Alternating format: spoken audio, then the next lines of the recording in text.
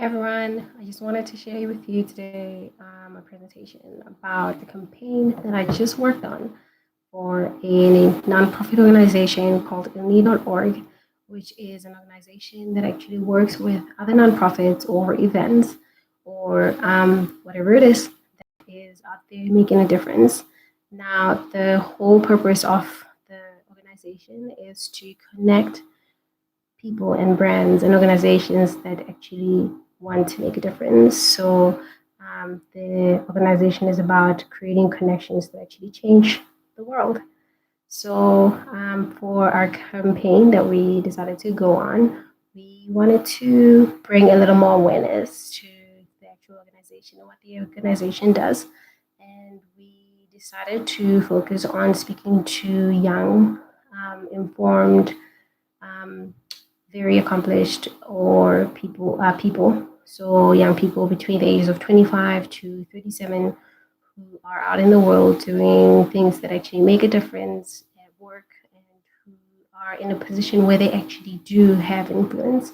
And these are the type of people that would use social media and be connected to technology and know how to use it to be able to do the things that they actually do want to do to make a difference. So, one of the first things that we wanted to get out there is to basically get everybody to know that whatever your footprint is actually makes a difference. Your footprint matters.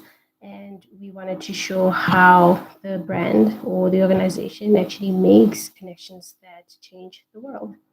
So, for the organization is fairly new and they did not have a lot of social media platforms or digital presence. So what we wanted to do was to see if we can actually increase that. So we came up with some key performance indicators, and our key performance indicators were based on the three channels that we chose, which was YouTube, Facebook, and LinkedIn. And we chose LinkedIn because we realized that most of the people that we wanted to speak to, we could find on LinkedIn, and it would be easier because we'd be able to target them based on their professions and what they actually do. And the second part of it was we'd be able to also make sure that we can target other organizations that we would actually want to work with. And then with YouTube, we wanted to create a channel that had content that was ongoing, where people can actually learn a little bit more about what the organization does. And then we would use Facebook to be able to get people and encourage them to go online and then share online what are the things that they do or that they want to do to actually make sure that they leave a positive impact in the world and make sure that they change their footprints. So our key indicators were to increase the number of their followers by about 200 to 500% by the end of April 2020 on Facebook, increase content reach to a minimum of about 20 per post over the next 4 weeks that we run the campaign, increase content engagement to a minimum of about 50 per week over the next 4 weeks, and then post a minimum of about 2 posts on Facebook per week for the duration of the campaign, and then create on YouTube a channel that actually is filled with content that when people go, they can actually be there long enough to be able to keep watching more content over and over again from the organization, and then post a minimum of about one LinkedIn article per week over the duration of the campaign. And then our content strategy, we wanted to make sure that our content connected to the people. So we wanted to keep it real. We wanted to showcase real emotions and to show that when you do the things that make a difference, you actually are happier or better off. But then we also wanted to showcase what the organization has done previously.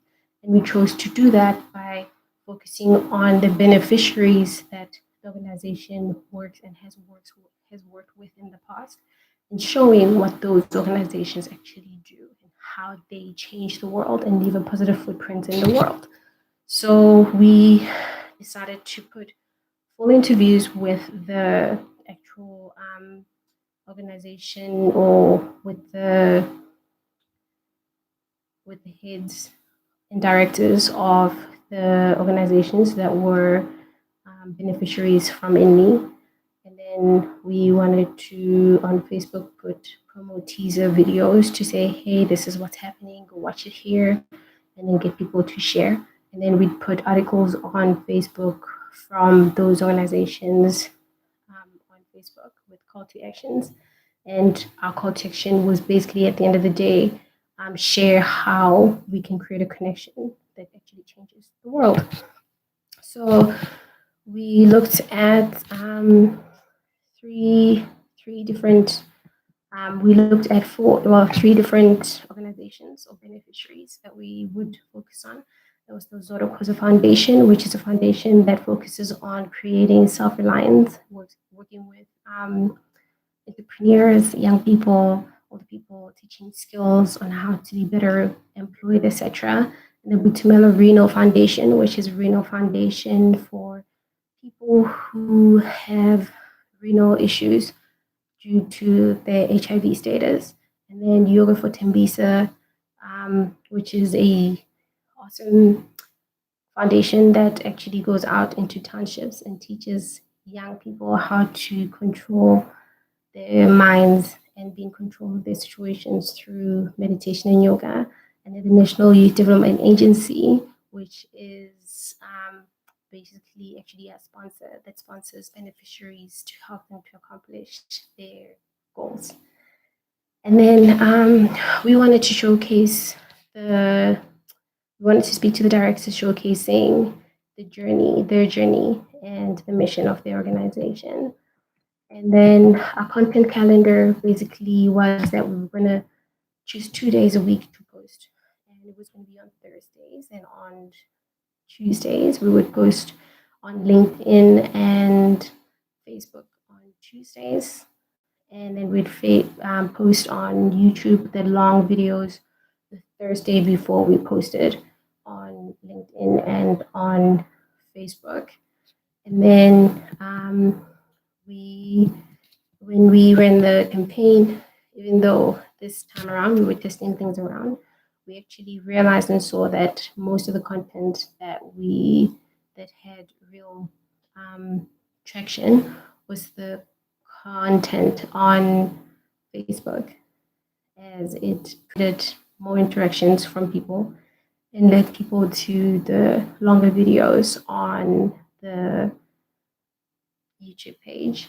And then my biggest thing that I learned from running with this project was that it's not about me as a creative, as a strategist. At the end of the day, the work that I do is not about me. I might be creative, I might be smart, I might be all those things, but the content that I create has to connect with my clients. It has to be what they believe and feel represents their brand the best.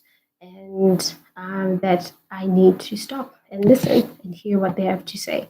And for success for any campaign or anything that anyone is trying to do to connect their brand, the research is important. Understanding where you're coming from, who you are, the environment around you, your people, makes all the difference. Without understanding and knowing all that, you might as well be speaking to a wall. It doesn't matter how amazing your campaign is. If it is not relevant, then it does not make a difference. Your audience are everything. It's about the audience.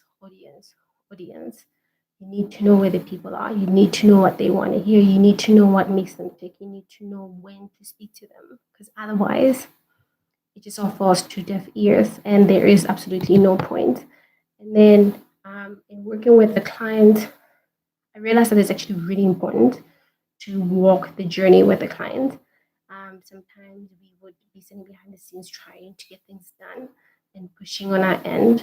And sometimes we get to keep the client updated on what's happening, which doesn't work, because if they're not hearing from you, then they believe that you're not doing anything despite how hard you're working. And when you communicate and work with them, it makes it easier at the end of the day to be able to bring changes that they were not actually expecting from the campaign, for the success of the campaign, based on the analytics that you actually get. And analytics are important. This work is about experimenting, finding out the best information you can to to be able to put out the best strategy you can, put out the best content out there that you can, and then stop and watch and see what happens. And then being able to tweak and change things around as we need to change them around. And it's pretty amazing. And that's what I love about digital, the fact that we can actually make the campaign more impactful as it goes, like on lifetime, like during the campaign. It's pretty amazing. I love that. And then I would say that if I had to give advice to the client, I would say for next time, a little more time and be a little bit prepared would make a difference.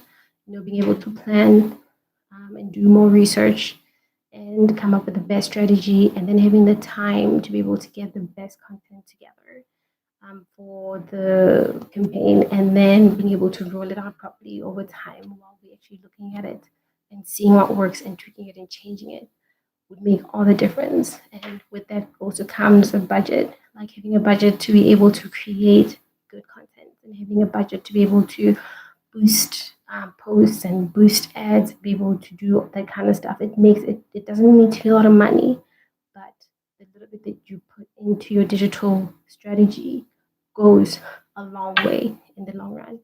And that's what we have to do. If I could change anything, that's it. And it was a fun experience. And I'd be happy to do it again and work with this class again because I truly believe in the brand and that they actually do honestly make connections that change the world.